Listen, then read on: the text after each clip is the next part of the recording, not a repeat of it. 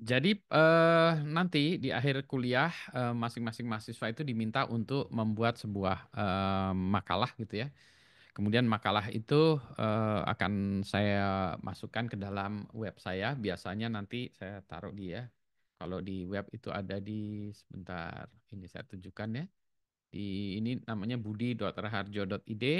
Kemudian ini belum saya update semuanya makalah kelas ya, makalah kelas mahasiswa saya itu kan nanti ditaruh di sini. Ya, jadi nanti ada makalah-makalah.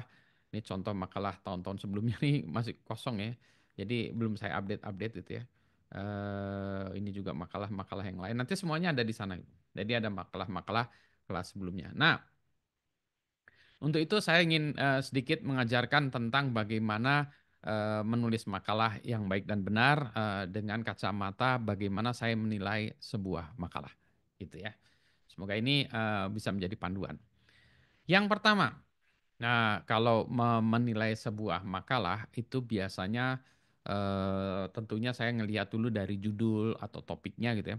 Jadi topiknya itu yang jadi topiknya itu pertama adalah yang lebih harus clear ya, problem atau masalah yang ingin pecahkan. Jadi selalu saya menanyakan itu what problem or problems are you trying to solve?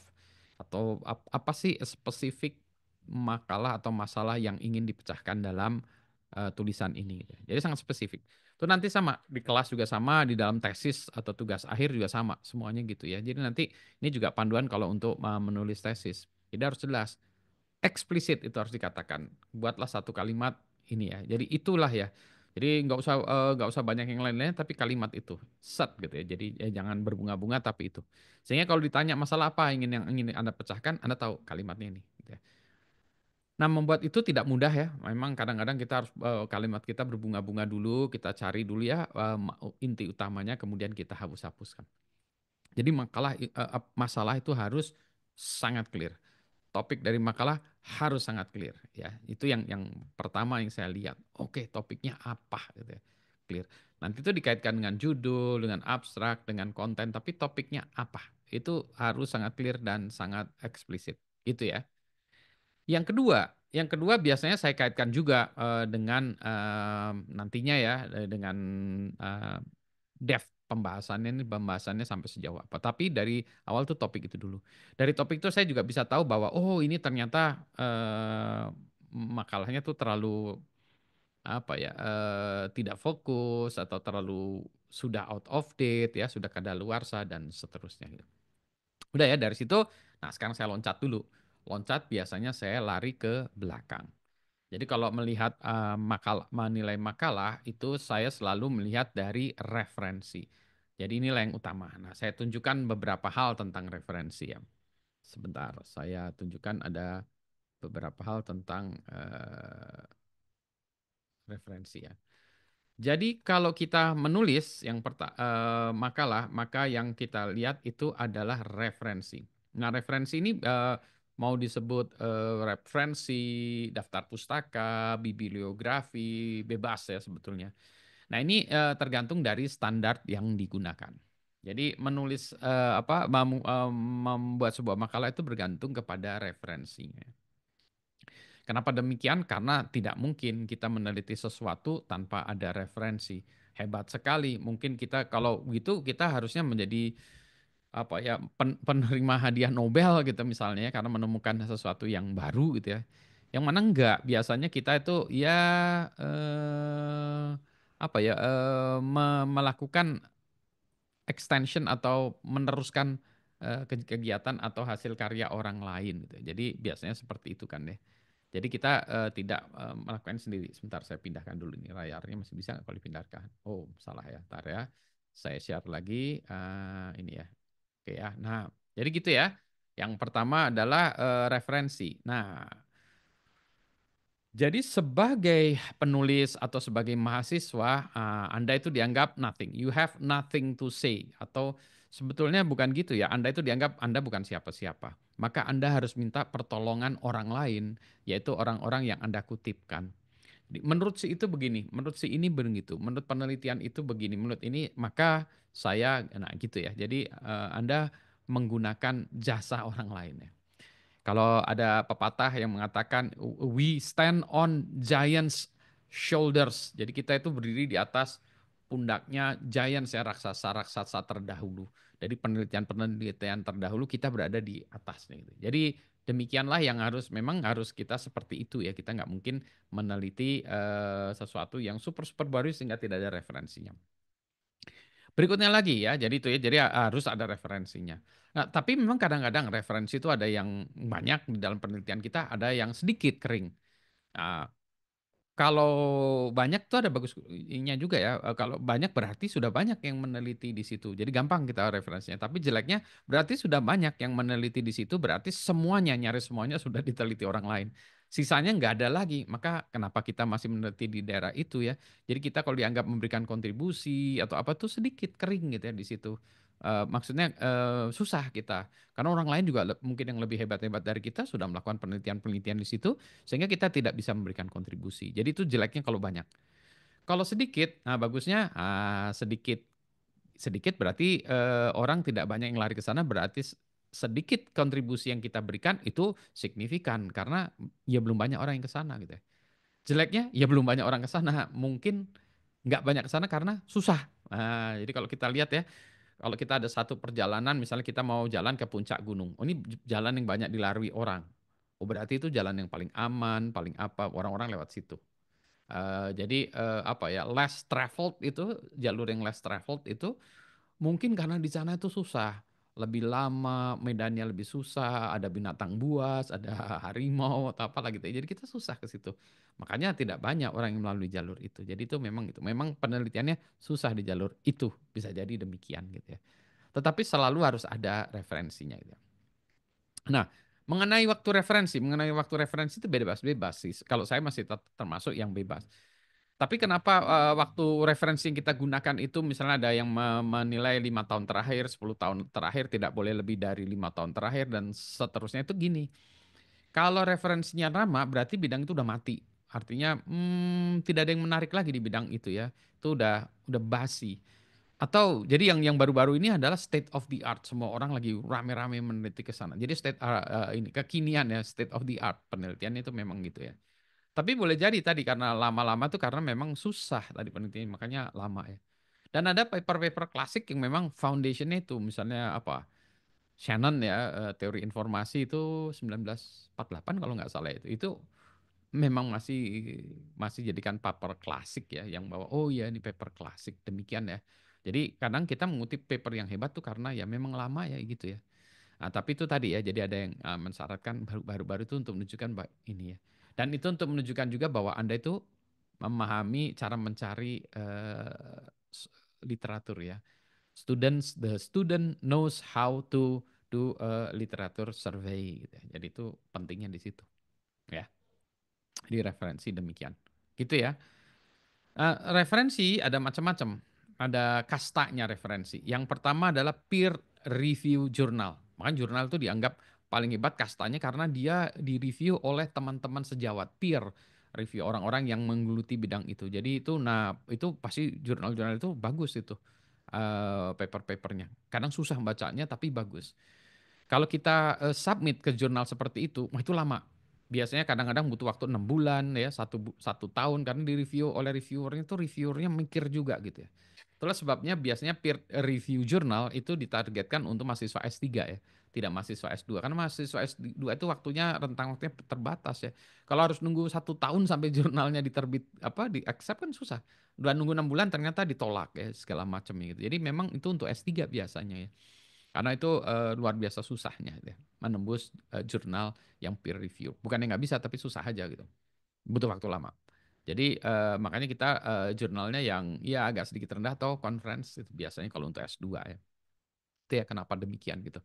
Jadi kalau kita mengutip peer review jurnal itu kasarnya bagus. Jadi wah ini berarti Anda tahu siapa yang harus dikutip segala macam. Jadi carilah peer review jurnal kalau mengutip ya. Dan kita cari tahu orang the expert di bidang itu. Jadi karena kita mengutip berarti kita tahu ini jagoannya siapa yang kita kutip. Kalau misalnya kita ngutip tentang misalnya AI tapi yang kita kutip Mike Tyson gitu misalnya. Ya ini dia petinju bukan peneliti di bidang ini. Jadi ngapain kita kutip ya gitu ya. Jadi itu yang untuk menunjukkan bahwa ini orang ini yang kita kutip benar gitu ya. Itulah sebabnya kalau kita mengutip dari Wikipedia, boleh nggak? Ada yang bilang boleh, ada yang tidak. Kalau saya masih memperbolehkan, tetapi itu kita anggap kastanya lebih rendah, jauh lebih rendah daripada peer review jurnal. Karena siapapun bisa membuat entry dalam Wikipedia ya. Jadi itu peer review-nya secara komunitas, tetapi masih lebih rendah. Jadi kalau yang ini tadi peer review jurnal itu yang paling atas gitu. Biar bagaimanapun demikian, referensi itu lebih baik daripada tidak ada. Jadi kalau Anda mengatakan menurut saya, oh itu sangat dianggap sangat tidak relevan ya. Jadi menurut si ini tadi. Jadi kalau menurut saya Wikipedia itu masih lebih bagus daripada opini Anda, gitu ya. Jadi gitu ya. Jadi itu ya. Ya jadi kastanya ada. Buku pelajaran SMA boleh aja dijadikan referensi, tapi oh berarti Anda kelasnya Anda kelas SMA gitu ya. Ya boleh gitu ya. Tapi itu lebih baik daripada tidak ada referensi gitu karena Anda tidak punya sumbernya berarti Anda tidak tidak paham, tidak ngerti melakukan studi review dan lain sebagainya atau Anda sok tahu gitu ya gitu. Seringkali demikian ya, ada mahasiswa yang referensinya tuh nggak jelas gitu. Jadi cara paling gampang adalah Anda cari misalnya baca papernya dia ngereferensi ke siapa ya. Paper yang paling banyak di reference refer itu adalah paper yang bagus biasanya. Maka Anda cari itu ya. Ini paper ini ada 15 paper semuanya nge-refer ke satu paper yang ini berarti paper ini yang terbaik ya. Itu yang ini atau sumber dari segala sumber paper itu ya. Assuming Anda sudah tahu bagaimana melakukan itu, maka Anda harus menampilkannya. Nah, menampilkannya ini adalah, sebentar, saya harus share lagi layar saya. Maka bagaimana Anda menuliskannya? Sekarang kita masalah masalah penulisan penulisan referensi. Nah, Anda sudah tahu ya, misal saya ingin mengutip seseorang segala macam ya, mengutip itu bagusnya memang paraphrase. Anda mengutip dengan gaya bahasa Anda sendiri, kemudian kasih menurut si anu gitu ya adalah begini. Menurut si ini di dalam makalah ini adalah gini gini gini gini. Itu ya lebih bagus gitu ya. Nah, sekarang penulisan referensi itu harus memenuhi sebuah kaidah atau standar. Standarnya mau apa? Mau IEEE, ACM, APA, macam-macam ya. Ada standar yang penulisan referensi, tata cara penulisannya. Nah, disinilah Anda harus menguasai tata cara penulisannya.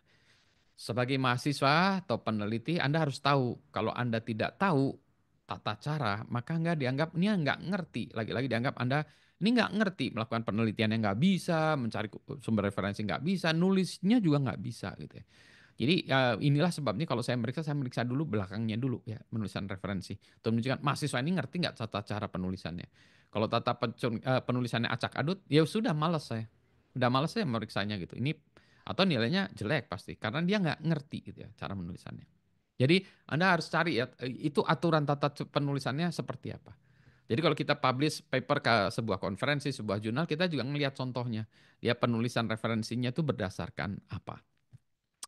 Nah, sekarang kita mulai dulu ya dari pada tahap adalah mengurutkan pengurutan referensi. Referensi ada macam-macam lagi-lagi tergantung standar yang Anda gunakan. Menggunakan standar apa? Nah, pengurutannya itu biasanya demikian juga tergantung dari standar tersebut. Ada yang diurutkan itu berdasarkan kita mengutipnya. Jadi yang ini nomor satu, yang ini berarti kita ngutipnya dia yang pertama kali dalam tulisan kita. Ini yang nomor dua, nomor tiga, nomor empat, dan seterusnya gitu. Jadi pengurutannya berdasarkan kapan dia dikutip. Itu boleh. Atau kita juga bisa mengurutkannya berdasarkan nama penulis. Biasanya nama family name atau last name ya. Kalau kita lihat di sini kemungkinan bukan, karena kita lihat di sini berhasil, di sini ada berhasil diloncatin. Oh, berarti bukan berdasarkan pengurutan nama pengarang. Kalau dilihat juga berhasil BR ini lebih lebih B sama-sama B dengan bawahnya ini ya, tapi E lebih kecil dari R ya, harusnya Bender dulu sebelum berhasil. Jadi ini bukan menggunakan last name ya, tapi menggunakan pengurutan. Berarti boleh juga. IEEE biasanya gitu ya, IEEE transaction segala macam biasanya gitu berdasarkan pengurutannya. Gitu ya. Jadi itu ini ya. Nah, ada juga yang mengurutkannya itu berdasarkan namanya, tetapi nanti di namanya juga diurutkan lagi berdasarkan tahunnya juga ya. Jadi itu lagi ya pengurutannya jadi berhasil berdasarkan namanya. Itu ya. Nah, terus bagaimana kita menuliskannya? Ada yang menuliskannya pakai nomor ini misalnya satu kurung kotak satu kurung kotak ya, terus nama dan seterusnya. Ada juga yang tidak demikian, tapi mungkin diurutkan tadi ya berdasarkan last name-nya ya, misalnya J Brasil segala macam. Nanti di dalam kutipannya di sana kita tidak menggunakan angka tetapi menggunakan namanya. Misalnya yang ini adalah Brasil 1995 misalnya gitu ya. Jadi itu bisa juga seperti itu gitu ya. Kita buatkan seperti itu. Ya. Nah, tapi lagi-lagi tergantung standar. Kalau tidak konsisten kapan Anda menggunakan angka kemudian menggunakan nama yang dikurung, itu berarti Anda melakukan copy and paste yang tidak sempurna. Jadi ketahuan, wah ini pasti ada kemungkinan plagiat nih. Atau Anda copy paste yang ya tidak sempurna gitu kan. Gitu ya. Jadi dilihat dari itu. Nah, penulisan nama penulisnya ini ya. Nah, ini ada macam-macam. Ada yang disingkat seperti ini, jadi first name titik last name. Ada juga yang enggak, langsung ditulis nama lengkapnya. Ya, ada yang demikian. Nah, ini harus dilihat lagi standarnya mengatakan apa. Jadi kita yang penting tuh konsisten dengan sebuah standar yang kita pakai, standarnya yang standar IEEE ACM tuh, kita konsisten ya.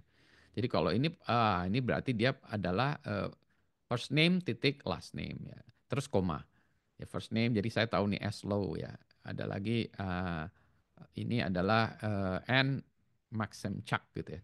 Dan biasanya kalau ini misalnya standarnya di IEEE ini adalah first name, last name, dan kalau misalnya lebih dari satu ya begitu. Kalau lebih satu dan yang terakhir tuh ada N-nya. Tunjukkan bahwa oh ini yang terakhir. Jadi berarti satu, dua, tiga. Pengarangnya ada tiga. Gitu ya. Jadi first name itu. Nah, setelah nama ini adalah titik atau koma. Nah, ini juga ini sangat penting. Di sini kan ada titik ya. Nah, ini juga sangat menentukan ya. Jadi kalau Anda di sini harusnya koma Anda pakai titik atau harusnya titik Anda pakai koma, itu berarti Anda tidak sesuai dengan standarnya, maka Anda dianggap tidak mengerti lagi-lagi. Gitu ya. Jadi titik, koma, angka gitu ya, spasi itu sangat penting bagi penulisan ya. Jadi saya ngelihatnya dari situ. Kalau itu udah jangan ngaco aja nggak ini ya. Jadi perhatikan itu ya. Menurut saya ini nih salah satu yang sangat sangat sangat sangat sangat sangat penting ya. Jadi perhatikan tata cara pendidikan itu. Memang kenapa rese banget? Ya rese banget ya penulisan tesis karya ilmiah tuh sangat sangat sangat sangat rese, makanya butuh waktu lama nulisnya ya. Jadi itulah sebabnya menulis itu nggak gampang. Saya apresiasi mahasiswa yang bisa nulis ya, karena dan saya tahu itu susah, memang susah memang. Nah tapi susahnya itu bukan berarti nggak bisa, dan biasanya itu disebutkan dikaitkan dengan jam terbang. Sering nulis, kalau Anda sering nulis nanti udah biasa, bisa kedeteksi dengan cepat gitu ya. Ya, ini tentang nama pengarang. Yang kedua, nah sekarang judul artikelnya. Nah, judul artikel dan jurnalnya. Ini ada macam-macam. Ada yang mengatakan judul ini tergantung lagi-lagi tergantung standarnya. Ada yang judulnya adalah seperti ini ya dalam tanda kutip, ada yang tidak juga. Jadi judul tanda kutip tidak juga. Dan perlu perhatikan kalau bahasa Inggris ya, misalnya ini pakai koma ya. Ini judulnya tanda ini koma, perhatikan itu koma yang terakhir itu di dalam tanda petiknya ya kalau Anda lihat ya ini ya. Kalau bahasa Indonesia tidak ya tanda petik koma, kalau bahasa Inggris koma tanda petik. Jadi ini agak sedikit beda ya. Ya itu yang perlu Anda perhatikan ya. Terus perhatikan juga bahwa kalau di dalam referensi seperti ini, jurnalnya ini dituliskan dalam bentuk huruf mirip. Jadi IEEE J select A com ya. Nah, ini juga di dalam standar-standar tertentu nama jurnal juga bisa disingkatkan sesuai dengan standarnya mereka. Ini kemungkinan Journal of Selected Areas in Communications mungkin gitu ya ini jurnalnya itu ya. Jadi itu ini yang ini ya. Nah, ini untuk menunjukkan bahwa oh ini jurnalnya ini artikelnya adalah ini. Judul artikelnya atau judul papernya adalah itu. Kalau buku biasanya judul bukunya yang dimiringkan ya. Jadi bukan karena nggak ada jurnalnya, jadi judul bukunya yang dimiringkan. Kemudian kalau ini ada volume dan lain sebagainya titik. Nah biasanya sampai di sini cukup.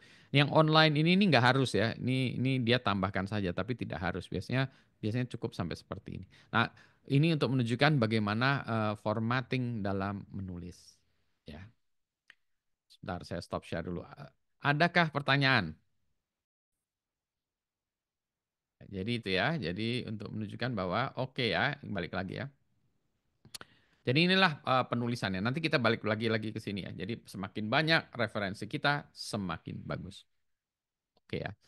Nah, berikutnya lagi kita balik lagi ke setelah ini biasanya saya melihat mundur. Kalau tergantung sih kalau makalah saya ke depan, tapi kalau biasanya kalau tugas akhir, tesis, disertasi saya mundur. Setelah lihat referensi, saya lihat dulu kesimpulannya.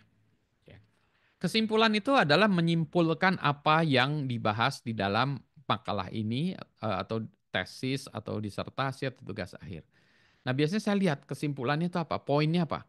Jadi kesimpulan itu harus lugas, jelas. Jadi jangan lari kemana-mana. Ini, gitu ya. Nah, tidak harus poin form sih, tapi kalimatnya maksudnya lugas. Ya. Nah, biasanya saya lihatkan itu saya kaitkan dengan bab satunya atau bagian awal. Memang pertanyaannya apa tadi ya, pertanyaan penelitian apa. Jadi misalnya pertanyaannya adalah ini, nah di konklusi tadi ya, di kesimpulan saya lihat jawabannya ini. Jadi ada pemetaan satu ke satu ya, one to one mapping antara pertanyaan di depan dan jawaban di kesimpulan. Pertanyaan ini kesimpulan ini, pertanyaan ini kesimpulan ini. Jadi kalau yang ada ditanya tiga, kesimpulannya tiga. Ya gitu. Dan ini ya sebaliknya, bisa kelihatan itu ya. Nah, nanti saya akan lihat juga, misalnya pertanyaannya adalah bagaimana mengembangkan dataset yang baik dan benar. Nah, jawabannya haruslah begini kalau bagaimana ya. Jadi bagaimana how this gitu ya. Jadi pertanyaannya harus jelas ya. Misalnya ingin apa gitu, ingin mengembangkan sesuatu, berarti beginilah mengembangkan sesuatu atau desain pertanyaan adalah bagaimana atau ini atau mendesain adalah tujuan dari penelitian adalah mendesain segala macam itu. Maka jawaban kesimpulannya telah dilakukan desainnya seperti ini. Ya, jadi gitu. Jadi jawabannya dari kesimpulannya. Biasanya saya lari kesimpulan. Kalau kesimpulannya ngambang ini udah coret aja tuh ya. Jadi kesimpulan lari ke depan. Nah, itulah sebabnya kalau Anda melakukan penelitian, biasanya memang Anda kan mulai dari pertanyaan penelitian ya, bab satu gitu ya. Nanti setelah terakhir Anda melakukan kesimpulan, Anda mapping aja tuh kesimpulannya begini. Oh, kalau enggak berarti pertanyaannya penelitian itu diubah. Anda ubah supaya sesuai dengan jawabannya gitu. Oh iya ya. Jadi jawabannya match gitu ya. Jadi di rephrase ya pertanyaan penelitiannya itu di kalimatnya diubah supaya oh iya satu bantuan mapping dan jawabannya. Gitu ya. Jadi itu. Nah, baru kemudian saya ke yang lain-lain ya, ke depannya lagi. Yang biasanya sering ngaco juga abstrak. Abstraknya lari-lari kemana-mana. Abstrak itu seharusnya singkat dan padat dan menyatakan ini paper ini apa. Misalnya paper ini membahas tentang bagaimana mendesain dataset yang baik benar untuk keperluan face detection recognition. Clear gitu ya. Hasil kesimpulannya apa? Jadi itu ya, itu pertanyaan itu. Hasil kesimpulannya adalah begini begini gini. Jadi dengan membaca abstrak itu saya bisa tahu ini paper ini saya butuhkan atau enggak. Jadi saya tinggal baca, oh ini butuh enggak, butuh enggak. Tapi kalau abstraknya lari kemana-mana, itu susah ya. Nah, biasanya penguji yang lain juga atau reviewer akan lihat abstraknya. Ya, dari situ udah jelas ini tuh apa sih, ya. Nah, habis itu baru detail-detailnya, ya. Jadi itu ya. Kemudian, nah ini kalau saya selain itu saya melihat bagaimana melakukan formatting terhadap dokumennya. Nanti ada masalah bahasa, formatting ya dan seterusnya gitu. Nah, inilah yang biasanya kalau di dalam orang-orang di bidang-bidang tertentu dia akan menggunakan standar tertentu dalam memformat tulisan. Contoh ini adalah dengan menggunakan eh, typesetter atau text processing namanya LaTeX. Bukan Microsoft Word atau LibreOffice ya, tapi LaTeX yang mana dia menggunakannya untuk menuliskan ini. Dan biasanya ini kelihatan oh ini bentuknya seperti ini ya, bagus gitu ya. Ini itu. Kenapa demikian? Nah, nanti kita lihat dulu ya. Contoh nih, contoh. Contoh kenapa dia bagus adalah sebentar ya, saya lihat dulu yang ini ya. Nah, ini nih. Kalau dia teh atau latah itu bagus kalau untuk kita membuat banyak persamaan-persamaan. Contoh ya, kalau saya ngelihat ini persamaan di bawah ini ya. I prime itu ya, prime ini tuh kalau dilihat ini prime itu bukan tanda petik yang koma itu ya, tapi tanda petik yang single tick gitu ya, kayak gini. Coba dilihat ini kan ya, ini kan beda nih, yang ini ya. Nah ini single ticknya itu ya, bukan yang ini, jadi ini ya. Itu untuk menunjukkannya itu ya, bahwa oh typesettingnya ternyata beda sih sebenarnya. Kalau Anda lihat di buku-buku matematik dan lain sebagainya tuh kayak gini ya. Ini sama dengannya juga kalau dilihat ini lebih panjang ya daripada sama dengan yang kalau kita buat kalimat biasa ya. Jadi rumus matematik tuh bisa lihat di sini tuh beda juga ya. Plusnya juga ini hurufnya juga lebih besar ya, lebih tipis tapi dia lebih besar plusnya daripada yang biasa. Kalau Anda perhatikan lagi juga F ini function ya, ini bukan F yang dimiringkan tapi ini function yang beda nih. Nanti Anda lihat ya garis tengahnya itu ukurannya beda gitu. Kemudian kalau Anda lihat ini huruf W-nya ini bukan huruf W yang dimiringkan ya, ada curly di depannya itu ya. Biasanya kalau kita buat apa variabel atau apa ini kayak gini. Jadi kalau kita lihat ya, penulisan rumus matematik ini indah ya. Sehingga kalau orang memeriksanya udah tahu nih, oh ini bagus ya, kelihatan gitu. Nah, kalau menggunakan word processor yang biasa, ini biasanya akan kelihatan. Nanti kita lihat bedanya gitu ya. Ya, jadi ini untuk menunjukkan bahwa kenyamanan dari tulisannya itu memudahkan orang memeriksa dan memudahkan juga orang yang membacanya. Ya, inilah sebabnya orang pakai teh dan latte. Ya, saya go through dari depan lah ya. Nah, nanti si penulisannya ini, si teh dan latte ini juga dia bisa mengenerate apa namanya, mengenerate table of content segala macam dengan yang bagus-bagusnya nih ya. Jadi Anda bisa lihat ini ya. Jadi formattingnya ini menjadi lebih bagus ya. Contohnya ini gitu ya.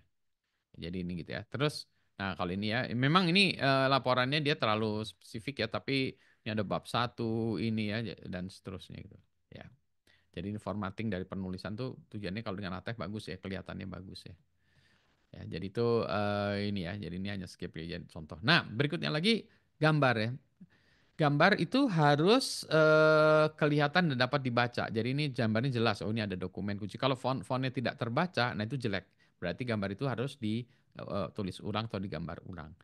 Nah ini kebetulan gambarnya dibuat oleh dia sendiri sehingga dia tidak perlu mencantumkan sumber referensinya. Jadi kalau gambarnya itu tidak dalam apa bukan buatan sendiri, maka dia harus menyebutkan referensinya. Kalau tidak, maka nggak dianggap sebagai plagiat, itu dicoret ya. Maka Anda dianggap plagiat ya sudah ditolak ya. Dan plagiat itu hukumannya berat ya.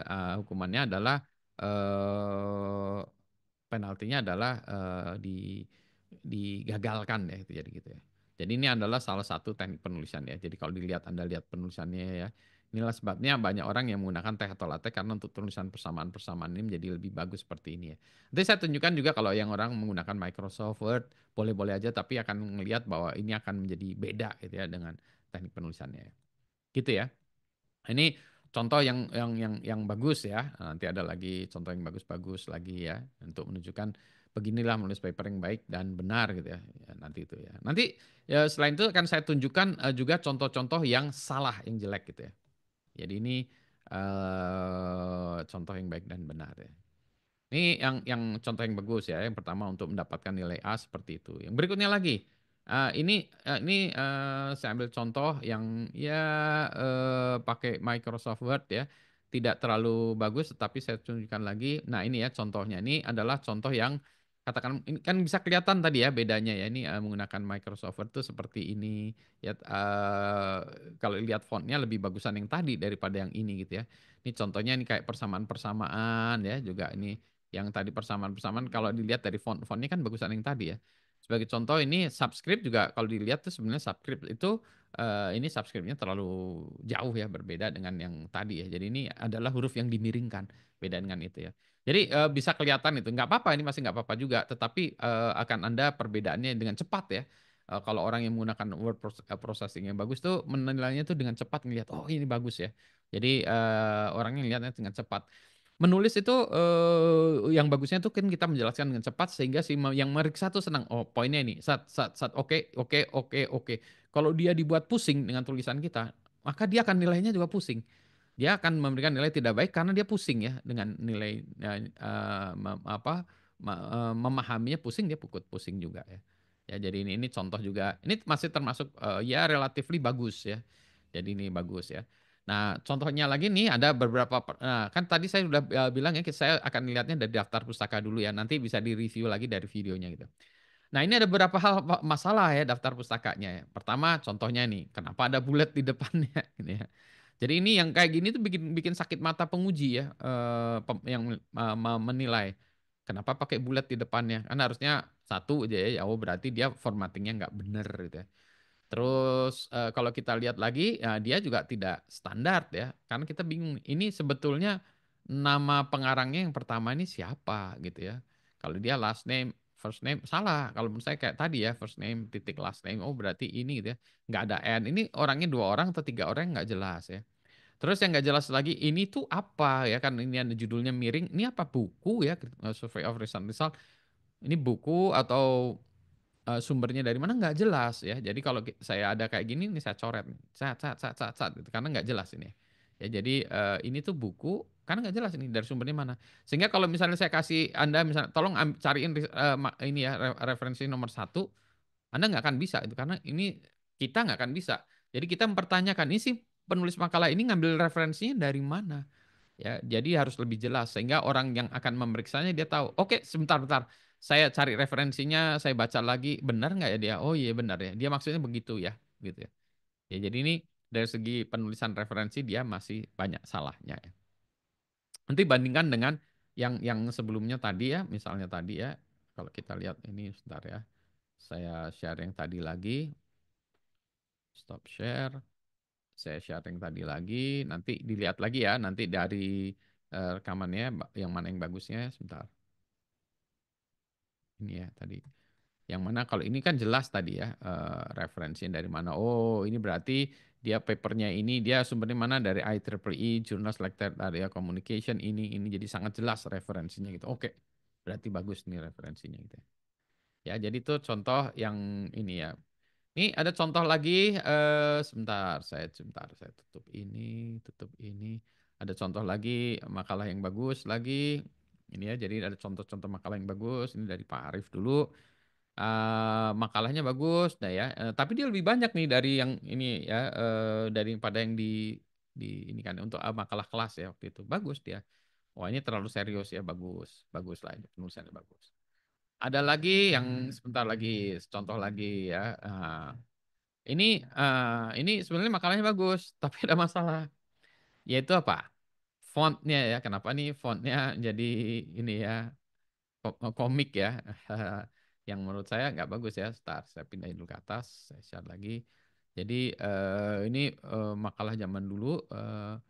Ini komik ya. Jadi ini nggak bagus ya karena kurang serius dianggapnya ya gitu ya jadi. Nah, tapi yang bagusnya lagi apa? Nah, ini misalnya ini menggunakan referensinya disebutkan sumbernya gitu ya. Terus kemudian nah ini misalnya dia mengutip dari tempat lain ya, tapi lihatnya dari segi gambarnya ini kan well form ya kelihatan oh gambarnya jelas. Jadi saya bilang maksudnya jelas gitu ya. Ya, jadi ininya sistemnya jelas ya. Jadi ini untuk menunjukkan dari makalah yang bagus kayak gini gitu ya. Ini juga meskipun fontnya agak sedikit bermasalah tapi dari segi ininya tuh bagus ya. Ininya ya dari segi makalahnya. Ada satu lagi apa ya? Ada banyak yang bagus, tapi ada juga nanti habis ini saya tunjukkan makalah yang jelek ya. Ntar ini, nah ini ya ini juga ya oke lah ya, masih termasuk oke. Pakai Microsoft Word juga ya, jadi bukan pakai LaTeX ya, masih bagus ya, masih tertata dengan bagus gitu ya. Ini juga apa namanya gambarnya juga jelas ya, bagus gitu ya. Nah, terus nanti di belakang juga kalau kita lihat ya daftar referensinya, ini codingannya dia sertakan ya. Ini juga masih belum belum sempurna tapi sudah bagus tapi belum sempurna karena tidak jelas ya. Ini banyak yang online-nya segala macam ya. Oh oke kayak gini nih misalnya yang nomor 5 ini apakah master thesis atau apa atau buku atau apa berarti oh ini buku kelihatannya gitu ya. Jadi tadi nama titik berarti oh dia titik berarti pakai titik titik. Nanti kita lihat dia pakai titik lagi enggak gitu ya. Jadi gitu ya dan seterusnya ya. Oke ya ini yang referensi yang bagus ya. Oke ini sudah dan seterusnya sudah. Nah sekarang kita ambil contoh yang jelek sebentar saya pause dulu kalau sambil nunggu kalau